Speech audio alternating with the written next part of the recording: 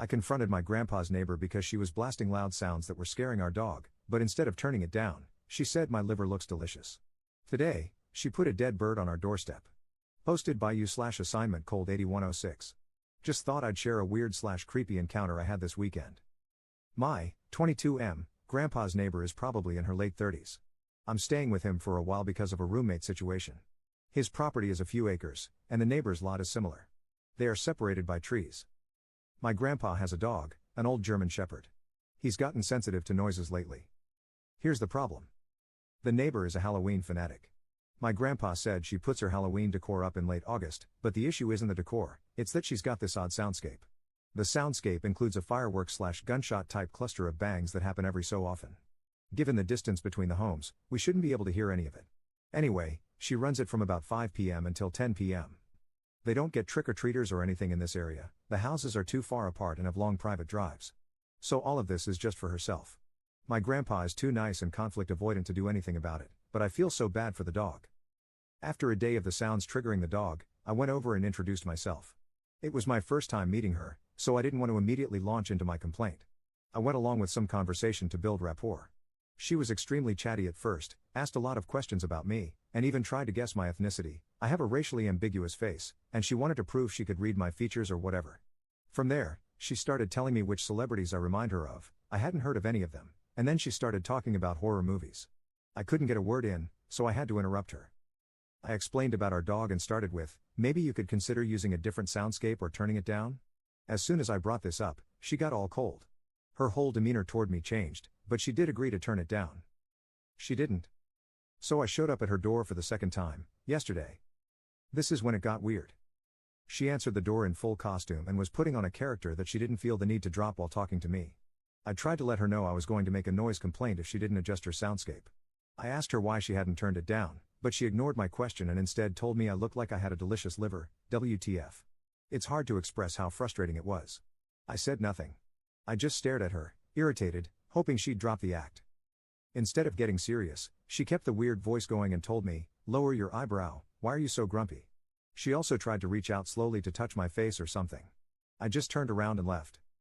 This woman was still in her effing character. She said something after me, but I wasn't able to make it out enough to quote it here. I got home and made a noise complaint. The cops took my statement, then went over and talked with her. No more soundscape. Peace and quiet. Today, she left a dead bird on the doorstep. Relevant comments. Commenter. Do you have proof, like a Ring camera recording? Because it could just be a coincidence. Ops response. It's not a Ring, but my grandpa has an old porch camera. It was her, I could tell from the Halloween wig. I'm just hoping the bird was already dead when she found it and not murdered. Commenter 2. Out of interest, what was her character? Ops response. So, unfortunately, I didn't ask. I didn't want to acknowledge it. I think it was just some kind of witch or demon costume, long white hair, long nails, red lipstick or face paint. She had on a robe with a hood that covered most of it, though. Commenter 3. Okay, this woman sounds deranged, psychotic, dangerous, and exactly my type. Is she single? Sorry about the dog, but if you set me up with her, I will totally change the soundscape and lower the volume. I love dogs and wouldn't be able to enjoy the spooky sounds knowing they are making a nearby dog panic. Ops response. Her lack of concern for dogs, maybe animals in general, is a deal breaker for most, but I'm glad you're not like that. She's all yours, man. Commenter 3. It would be a deal breaker, but I can change her, I hope. Update 8 days later. She doesn't play the soundscape anymore, but some things have happened. She stuck some weird ingredients to the door handle of my vehicle. I touched the stuff, and it got all over my hand. I had a feeling it was something witchy, so I asked on Reddit and learned that it was love spell ingredients. Assuming that was for me, but not completely discounting my grandpa, lol. A few days after she left me the bird, she turned the soundscape on just as I was passing her house during my run. From the way she timed it, turning it off when I had reached my grandpa's house, it was deliberate. I found it amusing because it was kind of clever. She wrote a note to me in my grandpa's native language, which is Korean. It's basically a copy of the phrase, if you gaze long into an abyss, the abyss gazes also into you. WTF. The dog is safe, and nothing has happened to him.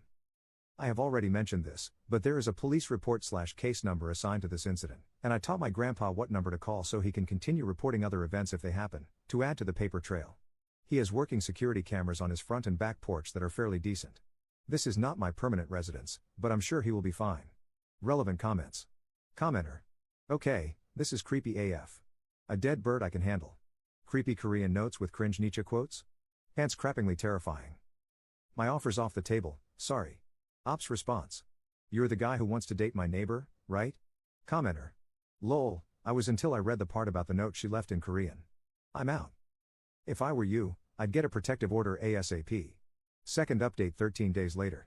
A few people reached out to see if anything happened on Halloween. I was going to wait to provide an update until there was a conclusion, but I'm not sure when that might be. To avoid spamming, I won't be making any other updates until this matter is resolved. To answer the question I received the most, I wasn't at my grandpa's place on Halloween or the following day, but he told me he saw the neighbor in the woods by his property line. She was wearing a costume, something resembling the girl from The Ring. He said he noticed her standing there, facing the house, in the middle of the day on Halloween, but other than that, nothing happened. I was here on Saturday, and that's when she threw a party. It was raining, but you could hear the bass from her music, and there were cars in her driveway. Around 10 p.m., the doorbell rang, and when I answered, it was her, looking just like my grandpa had described, same costume.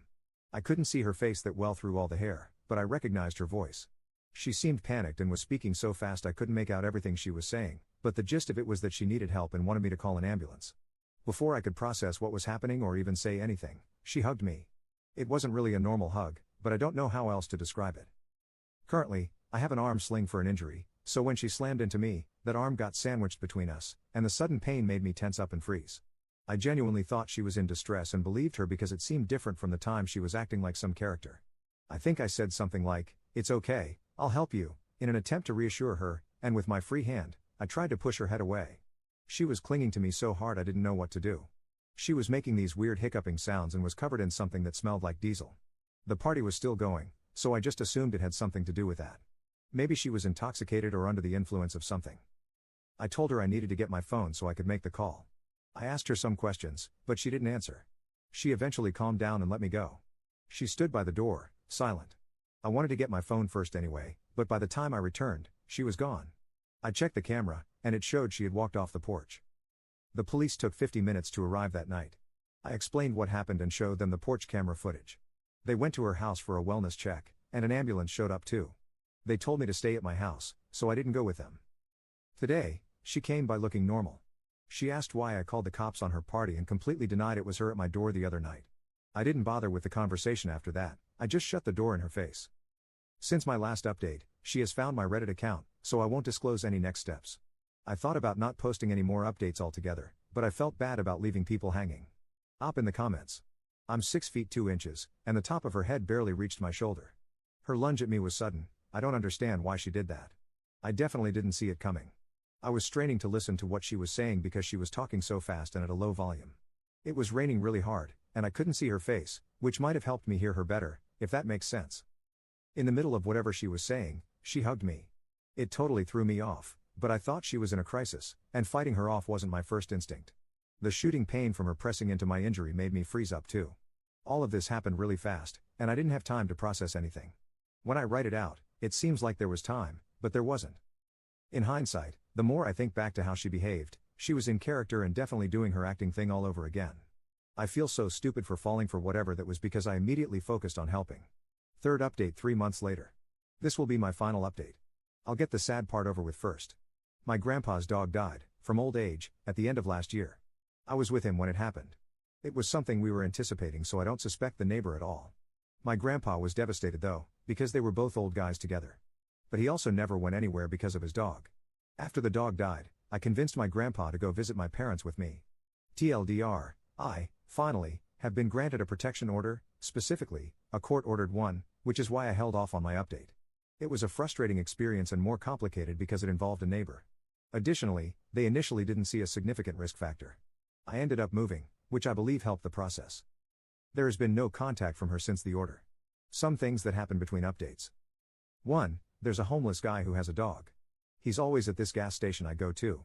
I decided to find him and donate the jacket our dog used to wear. It was a really nice one from Carhartt. I gave him the jacket, then went inside.